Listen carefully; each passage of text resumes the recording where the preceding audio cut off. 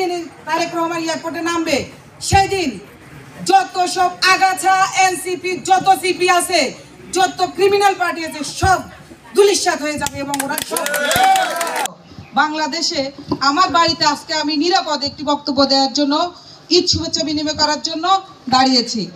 আপনারা জানেন বিগত 16 বছর আমরা কখনো আমি আমার বাড়িতে নিরাপদে আসতে পারি নাই। গত বছর 24শে এপ্রিল আমার মায়ের মৃত্যুবার্ষিকী ছিল।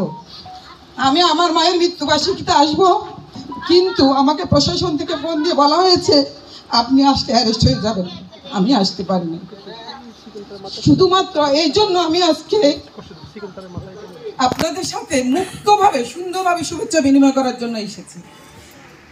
2018 সালে আমি জাতীয় নির্বাচনে দেশনায়ক তারেক রহমান সরাসরি নির্দেশনায় আমি নোয়াখালী সদর 4 আসন থেকে মনোনয়নপত্র নিয়েছিলাম এবং দেশনায়ক তারেক রহমান আমাকে মনোনয়ন দিয়েছেন কারণ আমাদের ফ্যাসিস্ট হাসিনা তার আইডিওলজি ছিল যে আমাদের যারা মনোনয়ন নিবে, যারা যেসব আসন একদম নিশ্চিত ছিল যে এগুলো থেকে বিএনপি জয়যুক্ত করবে, সেখানে সেই সব প্রার্থীদেরকে কোনো না কোনোভাবে ডিসকোয়ালিফাইড করতো, যেটা সে 14 সালে করেছে এবং আপনারা জানেন 156টা বিনা ভোটে জিতে নিয়ে গিয়েছিল। এই ঈদে জামা জুতো অ্যাকসেসরিজের ডিসকাউন্ট।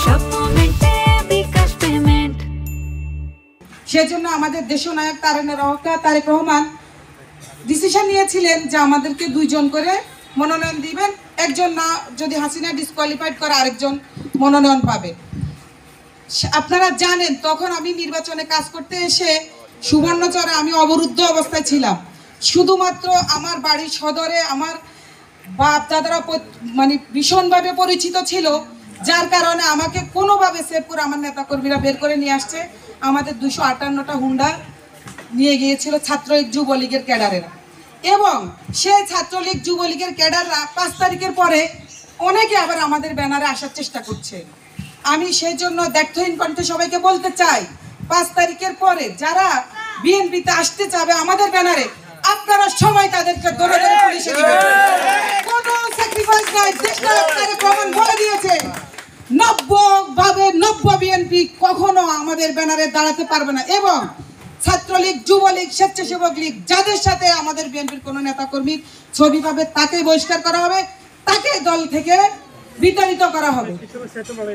আজকে আমি আপনাদেরকে সর্বশেষ বলবো, আমাদের নোয়াখালী সদর সুবর্ণচরে ব্যাপকভাবে সন্ত্রাস চাঁদাবাজ এবং সন্ধ্যার পরে হাইজ্যাক চিন্তা এগুলো বেড়ে গিয়েছে এবং এগুলা পৃষ্ঠপোষকতা করতেছে আওয়ামী লীগের একটা অংশ। তারা তাদেরকে মাঠে নামিয়ে দিয়েছে দেশের পরিস্থিতি যেন তারা নষ্ট করে দেয়, কোনোভাবে যেন দেশনায়ক তারেক রহমান দেশে ফিরতে না পারে, দেশের পরিস্থিতি যেন স্থিতিশীল না হয়। আমি বলতেছি আপনারা সবাই এই ব্যাপারে সতর্ক থাকবেন, আওয়ামী লীগের কোনো চক্রান্তে আপনারা পা দিবেন না এবং যেই দিন তারেক রহমান এয়ারপোর্টে নামবে সেই দিন যত সব আগাছা এনসিপি যত সিপি আছে যত ক্রিমিনাল পার্টি আছে সব ধূলিসাৎ হয়ে যাবে এবং ওরা সব।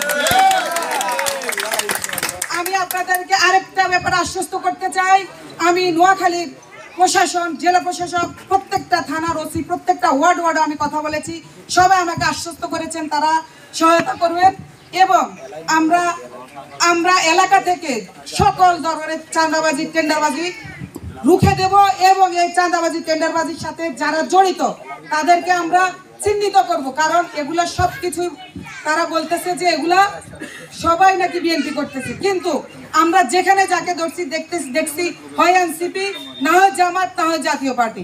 সুতরাং আপনারা সাংবাদিক ভাইরা কখনো মিথ্যাকে আপনারা প্রশ্রয় দিবেন না। আমিও যদি অন্যায় করি আপনারা সেটা তুলে ধরবেন এবং সেটা আপনারা কেন্দ্র পর্যন্ত পৌঁছে দিবেন। আমি মনে করি যে যেই কোনো অন্যায় করো তাকে রুখে দিতে হবে।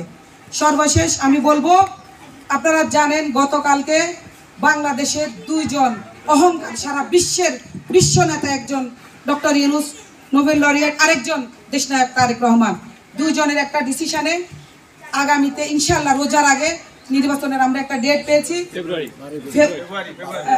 রমজানের আগে ফেব্রুয়ারির 1st উইকে সম্ভাব্য ডেট 12 ফেব্রুয়ারি, নট ফিক্সড।